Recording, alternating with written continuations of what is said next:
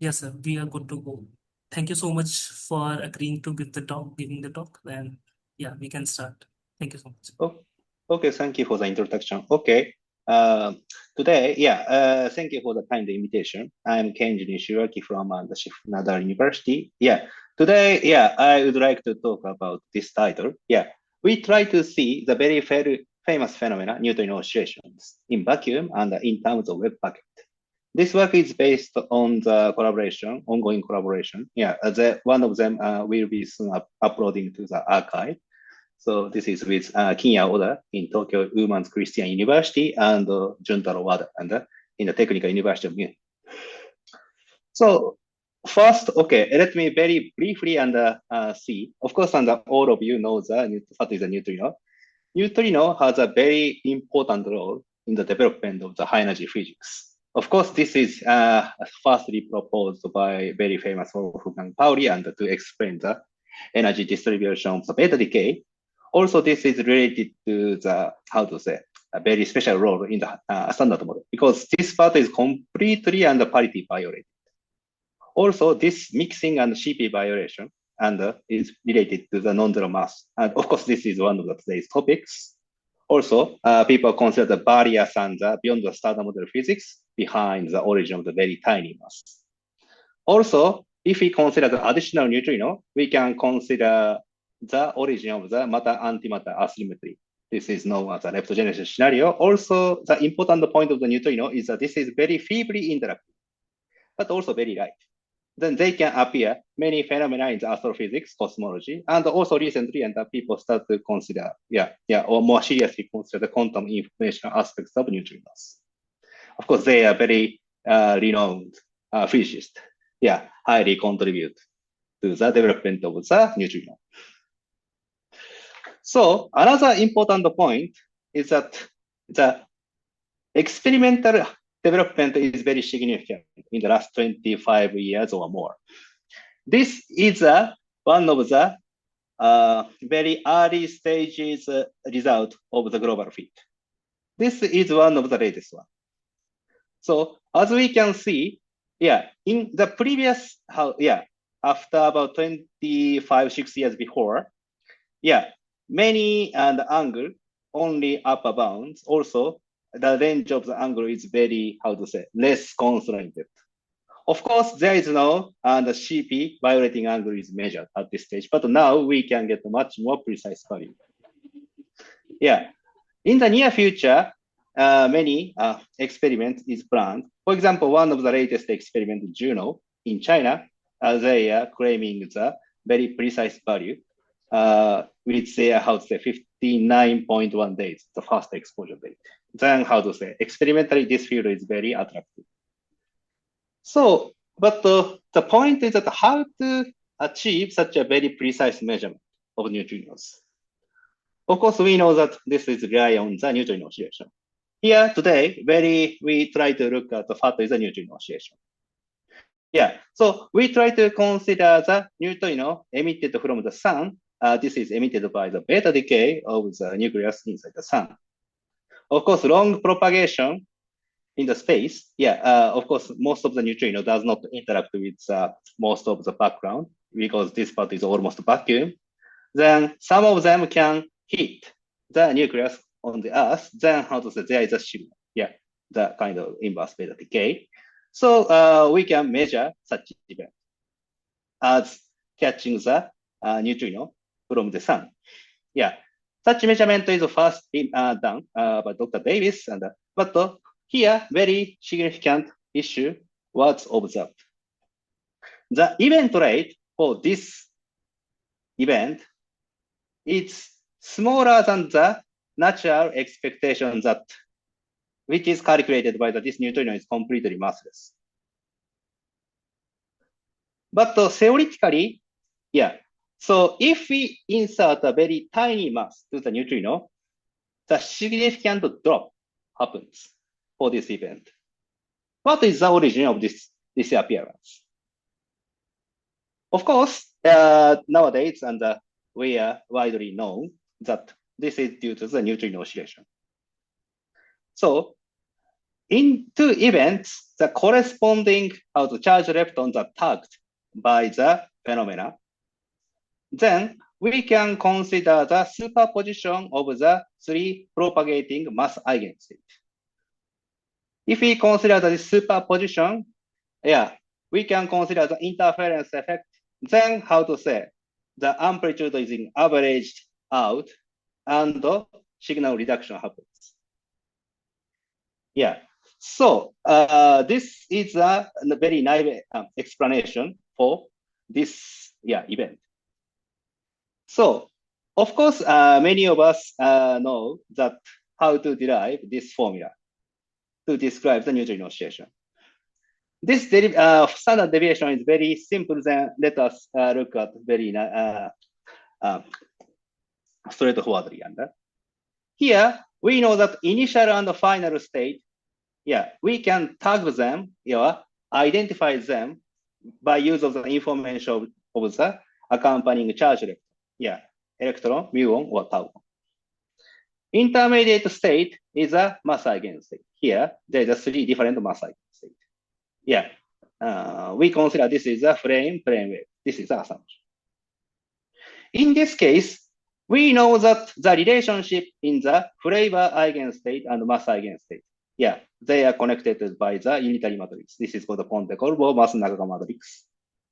And it is well known that the dispersion relationship for the plane wave state, then if we consider that mass is much smaller than the momentum, and this is well approximated by this, time evolution of this state is easily calculated. Then, by use of this unitary transformation, the transition probability from the initial flavor alpha to the final flavor beta is very easily calculated by following the general principle of the quantum mechanics. Result is like this, then it is widely known that, this neutrino is actually oscillating. Also, this, period is described in this way, then if electron mass square, I should say the square here, so I'm sorry, this is typo. But if we consider the MEV-JEV neutrinos, the peak-to-peak distance is kilometer order. Then we can, see the first drop appearance, something like this, by such a macroscopic distant, experiment. Juno is a reactor experiment, and Dune is a collider experiment. So such a, we can make a very, pure, well-known source of the neutrino. It's leading to the precise measurement of the neutrino profile. So many of you very know such, very clear derivation of the neutrino oscillation. For example, some of the textbooks. But if we consider this is more carefully, there is a problem. Here, we assume that the intermediate state is plane wave. And in the usual QFT calculation, all of the external particle is also plane wave. Everything is plane wave. Then in the interaction vertex, as well known, both of the energy and momentums are exactly constant. So we consider the multiple intermediate state, and combining them, this relationship should realize. This energy should be equal to the energy of the intermediate neutrino I and J.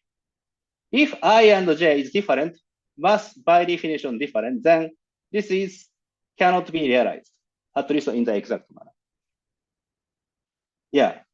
So then, in this way, if we carefully calculate this transition process in the ordinary plane wave formalism, neutrino oscillation never happens. This is a simple proof. This is known from the long before, at the latest at the very early stage of 1980. So people start to consider the approach. Okay, we know that plane wave is an approximated representation of a particle, quantum particle. Then we back to the origin. Then we try to explain every external state as a localized state, web packet. If we consider the web packet initial state and final state, now this energy momentum conservation is no longer exact, approximated one. Then this relationship, there is no, how to say, problem, because energy momentum conservation is now not exact. So, but in this case, we should take into account all of the possible state in the intermediate state. Then, of course, in such calculation, calculation becomes relatively complicated than the previous case, at least. But this is a very nice approach to see the more detail of the neutrino oscillation. So I finish the first part. So now we ended the very brief introduction of the neutrino phenomena in terms of the plane wave. But the plane wave is problematic. So next we go to the a kind of so-called standard QFT approach. It is discussed through, for example, more than 30 years long, but this is interesting. Then let me spend some time to review the ordinary usual formats. Idea is very simple. We see the same process. Here we consider the two going to case, based on these articles. Every initial and final state, of course, neutrino is an intermediate state. This is a propagating mode. We are taking all of them are normalized mode. Precisely speaking, momentum is localized following some distribution function, AFA. For example, we can take a Gaussian state, something like this. In this case, momentum is localized around the capital P with a, how to say, this error, this sigma P. So based on such state, we remember that every localized state can be, how to say, write down the superposition of the plane wave state. So, and the general state is can be represented based on this one into this. FA is some kind of weight factor, and the general amplitude part. Hello.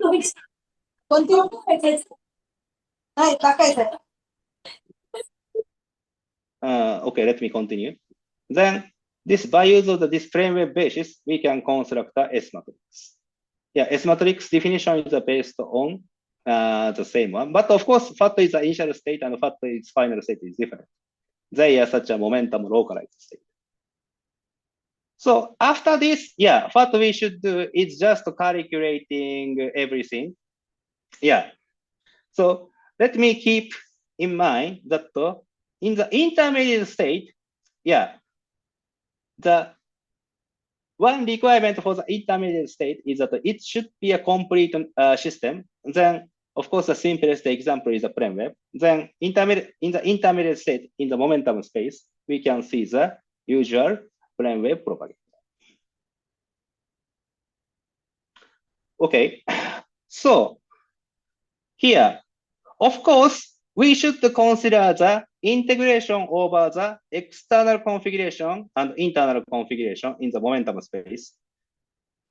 But the important part is the internal configuration. How to estimate this integral? This is a key point. So there is a two famous formula to get the asymptotic form of this integral. If we consider the special part first, we can use this formula called the Grimm-Stuckinger formula. If we do the energy part first, we call the Jacob-Sachs formula. This part we will see more closely later. But important result can be understood in one word. if we consider the asymptotic limit, where transition time of the propagation go to infinity, result can be given by residue theorem of the real forwarding pole of the propagating neutrino. Yeah, then residue comes, then how to say pole, it's, this, as we discussed later, this is information of the propagating real particle in the intermediate state. So another calculation, we should rely on the another, I would say, approximation method, for example, saddle point method. But this part is more detailed than I skip. So it is known that after doing such a intermediate state integration, how to get the probability of the neutrino oscillation. First, we do the squaring amplitude, also squaring the other quantum number, for example, Helly something. Also, people taking the operations that averaging over the macroscopic propagation time t. Yeah, this t is, how to say, it's not directly measured in the usual experiment.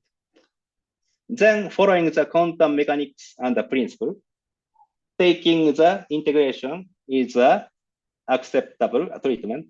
But anyway, if we do this one, we can show that this amplitude squared can take such format. Yeah, this part is well-known neutrino oscillation factor with the mixing matrix part. This is as we saw in the quantum mechanical derivation. And we can get a decoherence term. This is originating from the two different momentum peak going to the different speed. Yeah, this is because the mass of the each mass eigenstate is slightly different. There's such a famous common decoherence term comes if we starting from the web packet external state. Sometimes this form is a standard formula. So this is a kind of more formal derivation of the standard formula. In particular, in the oscillation part. Of course, this is used for experimental analysis. Yeah, so the previous discussion is much more defined and concrete. But we can pointing out that this derivation depending on the following presumptions. Each of them looks reasonable, but we consider that there is a room for reconsideration. The first point is that, we can consider the external state is simply momentum is peaked and localized, but no information on the position localization. So second point is that this is related to the first point. In the previous treatment, all of the web packet is localized at the same point at a certain time. This is to simplify or not. This is the second point. Third point is that in the previous format, we consider the only two going to entire process. But the beta decay, sometimes and not, usually, more number of the initial and final state comes. The fourth point is that asymptotic limit, T or L looks okay. Because, for example, as we discussed, if we consider the neutrino reactor experiment and collider experiment, L is a kilometer order. Of course, kilometer order is much, much greater length than the typical microscopic order. But still, there is no subleading terms or not. This is an interesting question. Also 5. The 5 point is that, as we discussed, if we take a plane wave limit appropriately, neutrino oscillation should be sheaths. But can we see this property manifestly or not? This is also an interesting question in theoretical point of view. 6 is that what is the origin of the propagating time? Integration.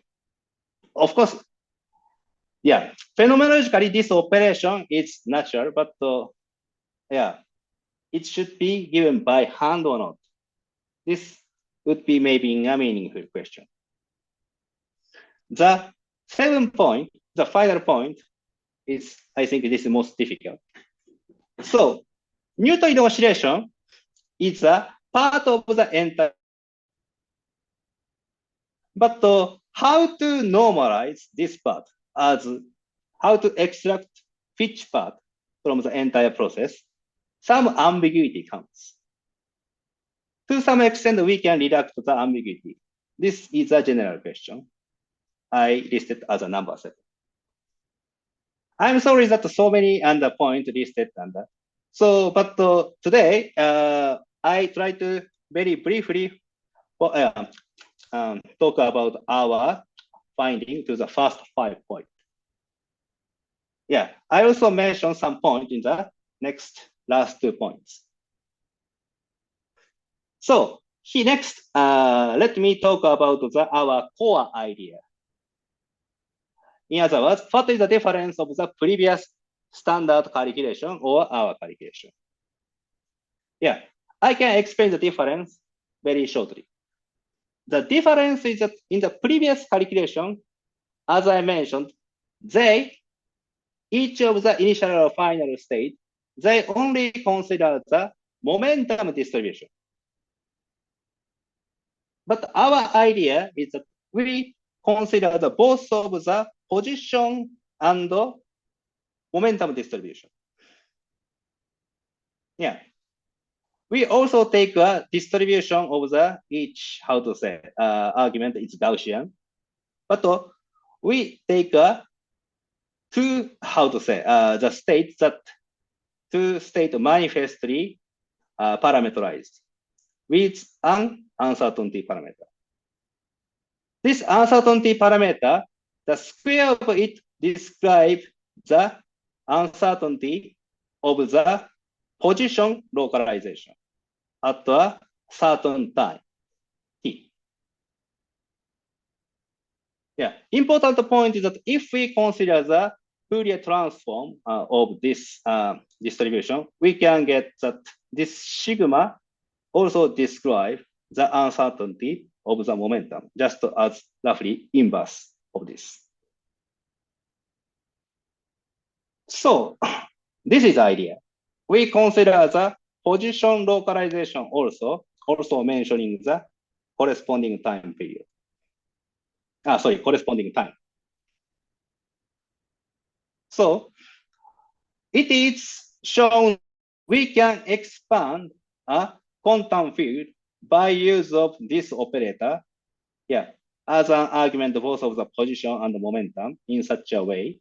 And we can construct a creation and annihilation operator for such a localized state.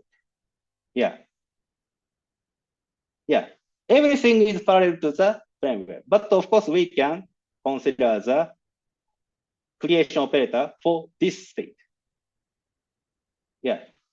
P is parameterized not only momentum, also position and corresponding time, and of course, spatial localization size. So construction of the S matrix is very straightforward. Difference of the previous part is just we can use the more concrete state of the quantum nature. Important point of this method is that in the phase space. S square itself is well defined because all of them are manifestly localized.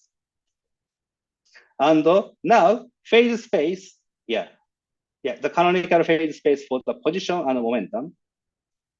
Of course, as we know that in the plane wave case, the position localization is almost, just a phenomenological, how to say, factorize, yeah, how to say,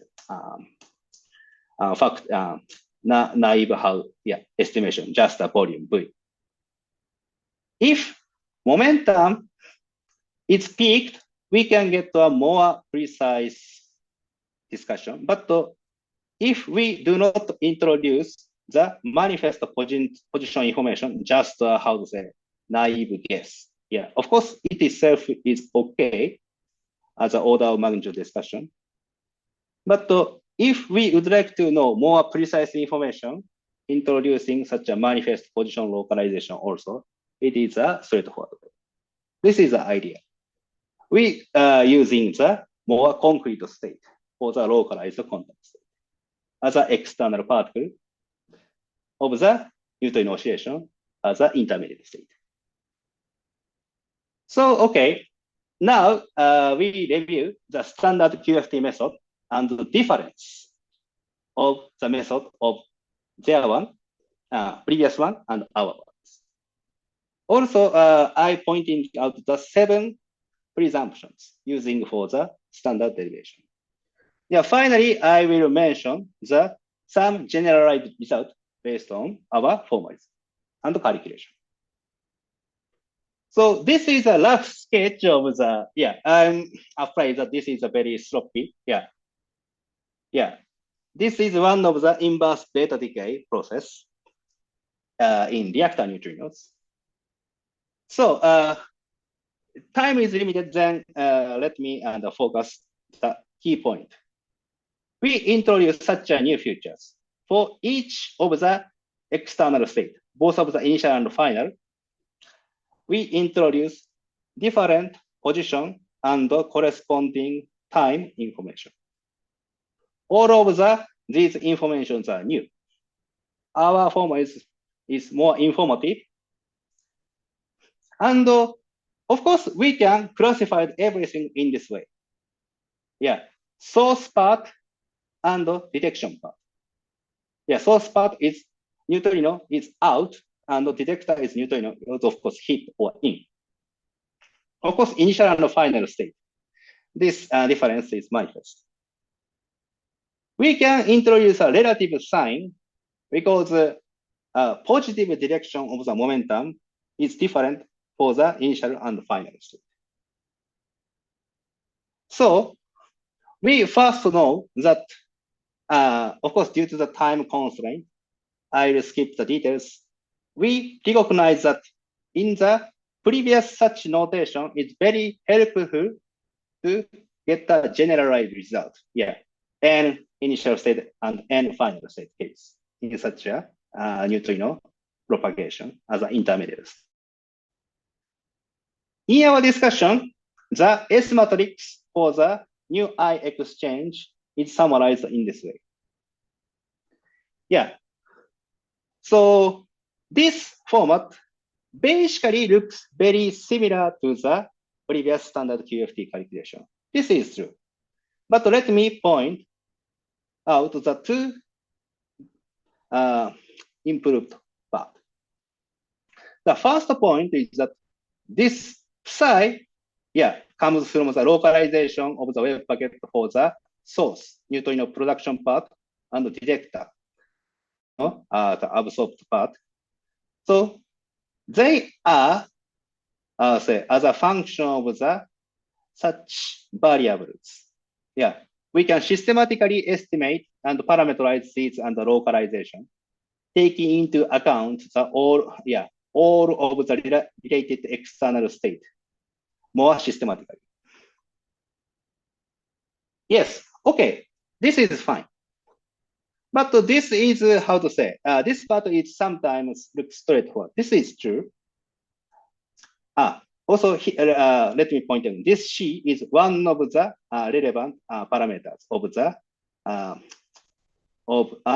web packet state N.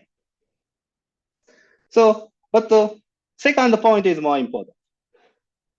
This L and delta T. Yeah, here as a part of the S matrix, this is definitely oscillatory part for the neutrino oscillation. But these argument is also a function of such a external variable. Yeah, this is understandable because the external state configuration, of course, and how to say, affect the most probable intermediate directions. So this situation, this relationship represent, such issue, and on this play an important role, our formalism. So then we can conclude that first 3 points. We can say that maybe we can at least partly address these 3 presumptions. We get at least some improvement. So, of course, like the previous case, the most significant part of the S matrix calculation is how to estimate the intermediate integral. Yeah. We focus on the energy part first. So after carefully seeing the integrand, we can see the 2 poles coming from the plane wave propagator and 1 complex saddle point. From this exponent f. This saddle point of the exponent is somewhere in the complex plane. This is the original domain of integration. So then to estimate the saddle point method, we should do the contour deformation. But it classified into the 2 cases. Depending on the position of the saddle point of this integrand f, this, if, saddle point is close to the origin, the contour deformation does not cross any of the pole of the propagator. If a saddle point is far away, this contour deformation should cross the pole. Then this residue should be taken into account. The threshold of T, of course, it depends on the magnitude of the delta T. So this is very natural and consistent with the previous Jacob-Sachs theorem. Because if delta T is infinite, irrespective of the threshold value, we can always hit the real pole. Then, this result, may be equivalent to the previous oscillation result. We can check that this is correct. The threshold value of the transition time can be calculated as a function of the neutrino mass and decay width and energy and typical and effective size of the wave packet localization, both of the spatial and temporal part. But for active neutrino mass and width is very, very small. Then naively, we can conclude that every time this pole can be taken, real contribution counts, then this means that the neutrino oscillation part can emerge. So then, the P integral, momentum spatial integral, we can use another saddle point for the spatial part. This is like this. We can just replace them, and then calculation can be done. So let me summarize that. In our calculation, there is 3 kinds of contribution to the transition.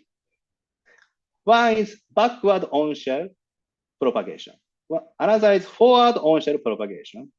The last one, it is coming from the formal calculation of the saddle point integration. This can be considered that this is an off-shell, sigma new propagation. So we can show that Of course, a forward on-shell and the contribution is much, much greater than the backward on-shell. This is as expected. The forward S matrix takes the same structure as we saw in the ordinary QFT method.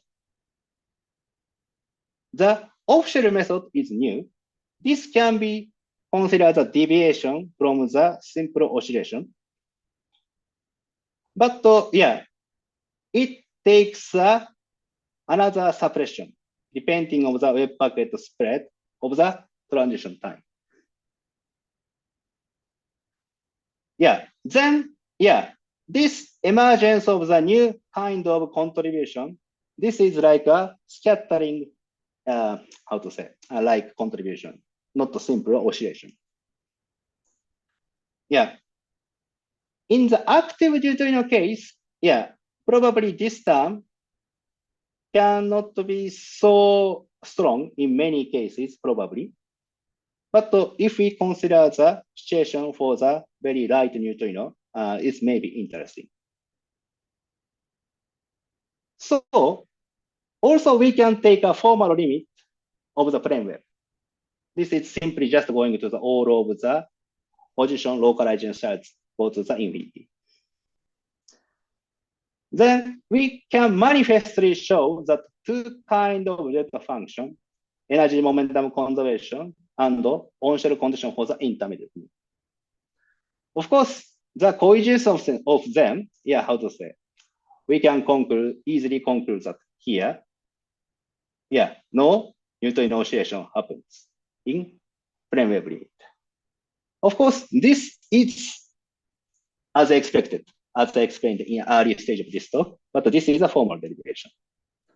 Then we can say that for 2 points, we can get some improvement.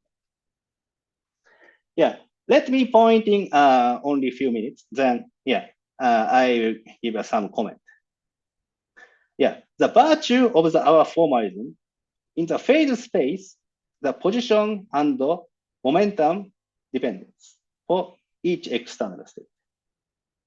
So estimating them in a manifest way, we can get a more clear information of the neutrino oscillation. For example, it is a target of the second work. Yeah, we may explain the origin of the emergence of the delta T integration as this position space integration. Also, in our formalism, we can calculate entire transition process as a finite value. Then how to say, we can make more concrete information on how neutrino oscillation is appropriately extracted, or which overall factor, or how normalize the event. This is a very important step, but it may be some time to take a concrete calculation. So then please stay tuned. So this is end of my talk. Yeah, this is a brief summary. The neutrino oscillation is very interesting, but to concrete understanding, we need quantum field. So yeah, previous derivation is okay, but at least some room for improvement. I explained our recent calculation that can improve some of the presumptions and get to a general situation. Okay, thank you very much. Thank you so much, sir, for the nice talk. Do we have any questions from the audience? Please unmute yourself and ask if you have any question.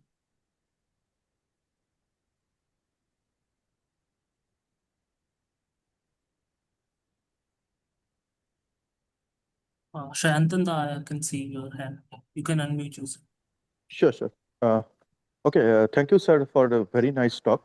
Thank I'm you. just asking for a like somewhat basic question, probably from a particle physics point of view, but still, when you derive those Feynman rules, etc., like it is like a very ad hoc approach, right? I mean, that if the neutrinos has certain flavors and the oscillation, it would take these Feynman rules, like even in tree level solving. So I'm asking that as such, does it matter that what the symmetry of the Lagrangian is, like how the neutrino mass is there in say SO10 encoded or not? I mean, whether the underlying Lagrangian or the full field theory matters or not? That's what I am wondering.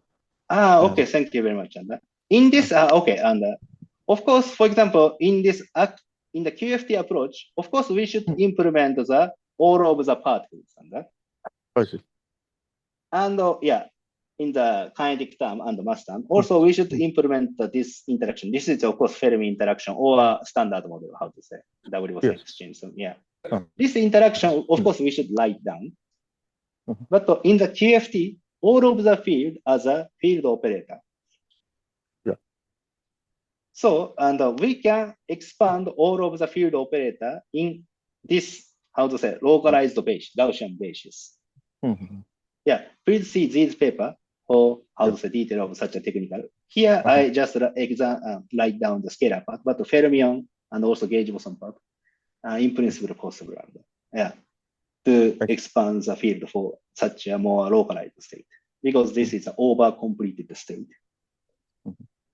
Yeah, actually, I'm asking for this philosophy because you will probably know that in gauge theory, like the scatterings are right now more fundamental, like I mean, as the NEMA program, etc. So I'm asking that from this scattering or S matrix, could you get the, just like in gauge theory, we know that what is the underlying Lagrangian, like from the gauge symmetry or fiber bundles, etc. So I'm asking from this process, could you get the more or less UV complete theory? Like, could you get some insight to that? I mean, I know it is a global approach, but I was just wondering that is there any hope like that? Okay, thank you very much.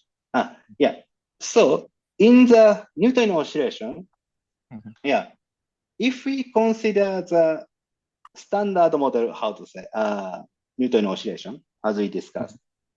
So I think basically standard model is enough. Of course, if very weakly, but some people consider that very, very light, but very, very weak particle coupled to the neutrino. But in some circumstances, and the neutrino oscillation is deformed, and such discussion is also there. In such case, we should add such a very, very weak force, for example. Yeah, but in many cases, yeah, heavy UV physics does not so, how to say, sensitive to the neutrino oscillation. Yeah. I see. So in a sense that the phenomenology is not very susceptible to the UV completeness, right? I mean, at least phenomenology. But this does not equal to that, and no new physics involved to the, how to say, neutrino oscillation. Some of the light, but very weakly interacting, but light, such kind of degrees of freedom can effectively contribute to the neutrino oscillation. Of course, this is a kind of beyond the standard. Thank you very much, sir, and thank you very much. Thank you. Yeah, thank you for the patience. Yeah. Do we have any other questions? So, Excuse me. Yeah. Excuse me. Sorry. I'm next speaker, Kazunori Kori. Hello. Hello. Yeah, Hey. Hello. Yes. I actually, yeah. Ishikawa-san and Odaki are my friends, and I had many times this effect of the packet from them. Actually, in advance, before the experiment, can you theoretically calculate the width of sigma by theory or? Okay, and how to say? Okay. Yes, thank you for the question. I expect that the width of the active neutrino, SM neutrinos. Yes. Within the standard model range, yeah, neutrino width, precisely speaking, the heavier two is not exactly zero, but very suppressed, almost equivalent to zero. Yeah, one of the estimation of the second or third, yeah, heaviest SM neutrino is something like this, 10 to the minus 16 GeV. Wait. I'm asking the width of the packet. Width, you are talking about the, okay. Packet, wave packet. Wave packet. Here, yeah, of course, and we, one point we did not discuss the, some qualitative discussion of the web packet, and, but at least let me mention that, yeah, in the threshold value, yeah, this threshold value, this, how to say, is important. Yeah, of course, if we consider this is some kind of roughly and estimating some kind of some detector size, something like this. this is of course naive estimation. Yeah, for example. Yeah, but this, at least in the standard model case, as we discussed, this is very small. Also, this is also small. Right. Then how to say, in the standard SM neutrino oscillation, I think that irrespective of the detail of this part, in many cases, yeah, this is effectively becomes zero. Then every time neutrino oscillation can happen. Yeah. All right. So I don't know. So yeah, this sigma should be big, right? To deviate from the normal treatment. Yeah. So yeah, web packet size is a very important discussion. But Right. we did not discuss a qualitative discussion on this yet. And yeah, this is just make a formalism. But at least appearance of the neutrino oscillation does not depend on the size of the web packet effective size. Also, yeah, some other correction. Yeah, of course it depends on the size, but this part, yeah, we did not systematic discussion yet. And another problem and difficult problem the neutrino oscillation is that how to normalize or extract a neutrino oscillation part from the entire process. Because in many derivations of the neutrino oscillation formula, the QFT basis, so in many, sorry. Okay, sorry. Yeah, so this is a standard formula, but other factors, yeah, this part depends on the, how to say, which kind of approximation or which kind of state we use in QFT approach. So, and also which, how many terms, how to say, to use for the neutrino oscillation, at least there is some possible ambiguity. Then, yeah, I consider that we should also consider such issue also. Okay, anyway, yeah, thank you. Yeah, but anyway, also I did not, how to say, sorry, we did not do systematic calculation for the phenomenological process. But in the near future, we would like to do this, yeah. Okay, I thought Thank you for the question. Yeah, thank you. Can be tested by experiment, but in advance, if you calculate sigma. Yeah. But I agree anyway, that, But I agree that in general, how to say, estimation of the web packet size, some ambiguity is inevitable. And of course, we would like to improve this also, but this is very general, but not so easy problem. Yeah. Okay, thank you very much. Thank you for the kind question. I also have a related brief question related to this. I mean, does this analysis have any impact on the decoherence since the different mass eigenstates